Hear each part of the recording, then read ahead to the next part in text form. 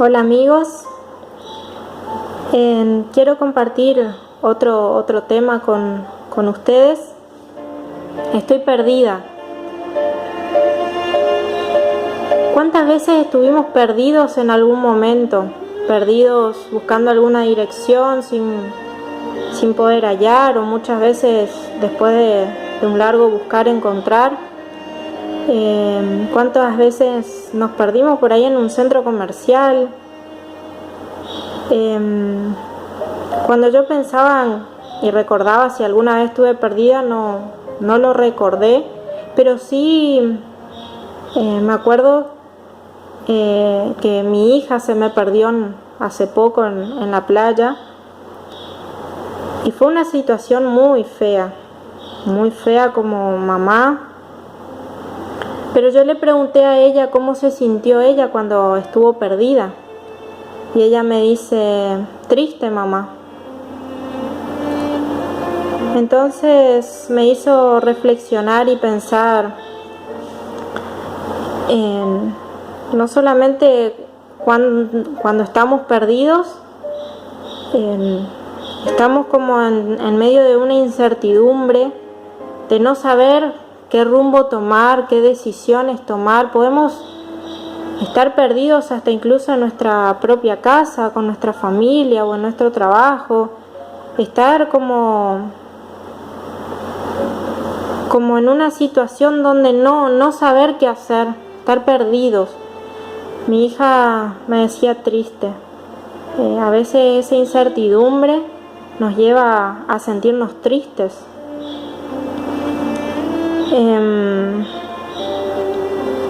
Hay una parábola en la Biblia, en Lucas capítulo 15, la parábola de la oveja perdida. Y comienza así el relato. Jesús hablaba en forma de parábolas para que las personas puedan entender mejor el mensaje. A veces es más fácil entender algún mensaje a través de alguna ilustración, algún relato. Y bueno, Jesús utilizaba este método de enseñanza. Y en esta oportunidad utiliza la ilustración de un pastor y su oveja. Pero antes quiero comenzar a leerle el capítulo que dice: se acercaban a Jesús todos los publicanos y pecadores para oírlo, y los fariseos y los escribas murmuraban diciendo: Este recibe a los pecadores y come con ellos. Jesús siempre juntaba, o la gente venía a él, y eran muchas personas que se reunían para escucharlo. Y entre esos estaban los publicanos y pecadores. Menciona acá en la Biblia dos grupos de personas. Los publicanos, que eran recaudadores de impuestos. Y algo que me llamó la atención cuando estudiaba este tema es que estas personas eran personas adineradas que hacían un convenio con el gobierno, y ellos pactaban una cierta cantidad de dinero con el gobierno, y entonces ellos tenían habilitado de recaudar los impuestos de la ciudad. Pero bueno, tenían la fama, ¿no?, de recaudar más de lo debido, y bueno, con eso se hacían aún más ricos. Ponían también personas a disposición de ellos para recaudar los impuestos. Y los pecadores, acá está como un grupo aparte. ¿A quienes se refería los pecadores? Como a los adúlteros, las rameras, y también los fariseos, que eran personas que estudiaron, habían estudiado, ¿sí?, la palabra de Dios en las escuelas que ellos tenían, para que se entiendan, las escuelas de la época. Y las personas que no tenían su formación en esa escuela también eran pecadores, no formaban parte de los fariseos. Fíjense que acá dice que se acercaban los publicanos y pecadores para oírlo, y los fariseos y los escribas también. Otro grupo de personas eran los fariseos y los escribas. Los fariseos y los escribas eran personas que bueno, se consideraban en una mejor posición ante Dios, personas rectas. Bueno, ese era el concepto que ellos tenían hasta de ellos mismos. Y ellos murmuraban, se quejaban, no soportaban la presencia de Jesús. ¿Por qué no soportaban la presencia de Jesús? Uno, porque no sentían la necesidad de un Jesús, porque ellos ya eran perfectos. Ellos ya se consideraban que tenían la verdad, que hacían las cosas bien. Y bueno, este hombre, Jesús, era una interrupción para los planes que ellos tenían. Y bueno, y de una manera despectiva, ellos se refirieron a Jesús: este recibe a los pecadores y come con ellos. Tenían el concepto de que Jesús era uno igual que aquellos pecadores, por eso se juntaba con ellos. Y de esta manera ellos se enaltecían. Insinuaban que la vida de Jesús era compatible con la vida de estos pecadores. Pero Jesús se reunía ante estas personas, con los pecadores, porque Jesús siempre tenía palabras de consuelo, de esperanza hacia estas personas. Y así los pecadores se sentían atraídos a Jesús. Y los fariseos no se sentían atraídos a Jesús. Y Jesús tenía siempre palabras de apercibimiento hacia ellos, justamente por el orgullo que tenían estas personas y por la autosuficiencia. Realmente yo no quiero estar en el lugar de estos fariseos, de sentirme autosuficiente y de no sentir la necesidad de un Salvador. Hay aspectos importantes que yo tengo que saber y conocer. Yo nunca voy a sentir la necesidad de un Salvador si no acepto mi condición, si no reconozco. Pero para saber mi condición, la palabra de Dios es la que me muestra cuál es mi condición, y la ley de Dios, que son los 10 mandamientos. Cuando yo estudio eso, me doy cuenta que mi situación es realmente catastrófica, y estoy perdida, estoy realmente perdida. Y bueno, y la parábola dice: entonces él les refirió esta parábola diciendo: ¿qué hombre de vosotros, si tiene 100 ovejas y se le pierde una de ellas, no deja las 99 en el desierto y va tras la que se perdió hasta encontrarla?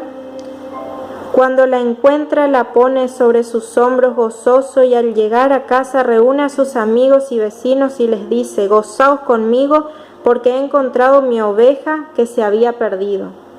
Os digo que así habrá más gozo en el cielo por un pecador que se arrepiente que por 99 justos que no necesitan de arrepentimiento. Se le pierde una oveja al pastor. ¿Por qué se pierde? ¿Por qué me pierdo yo? Por ignorancia, por necedad, por no querer conocer, estudiar su palabra, puedo perderme. Y para este pastor esa pérdida, perderme yo,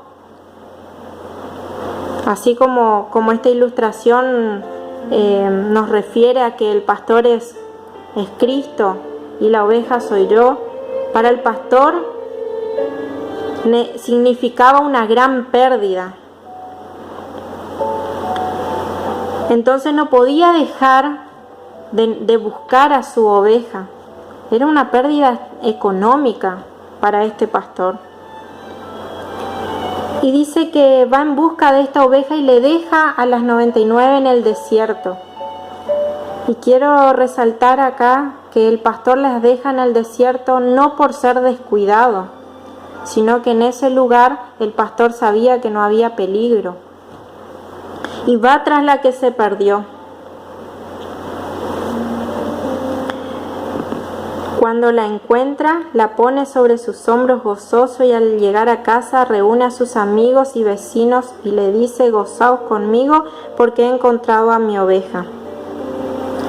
El Señor se pone más que gozoso cuando una oveja que estaba perdida, Él la encuentra. Ahora quiero que ustedes se acuerden de este gran detalle de esta parábola y no se lo olviden nunca. La oveja indefensa y perdida como estaba, no busca del pastor. La oveja no tiene esa capacidad de buscar al pastor. ¿Quién busca a la oveja? Es el mismo pastor. Jesús es el que nos busca a nosotros.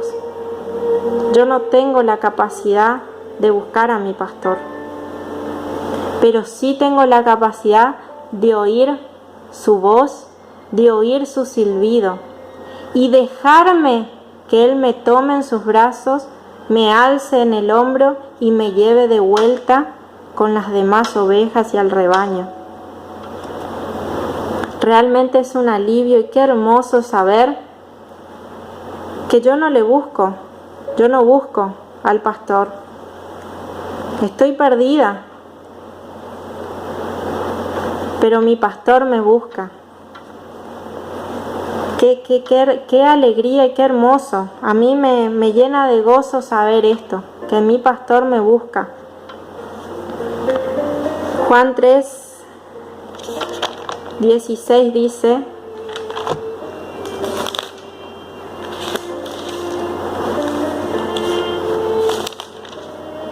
de tal manera amó Dios al mundo que ha dado a su Hijo unigénito, para que todo aquel que en Él cree no se pierda, sino tenga vida eterna. Nuestro Padre Dios mandó a su Hijo unigénito para que nosotros no estuviésemos perdidos y tampoco estemos tristes, como me dice mi hija. Si estamos perdidos, estamos tristes. Y Dios hoy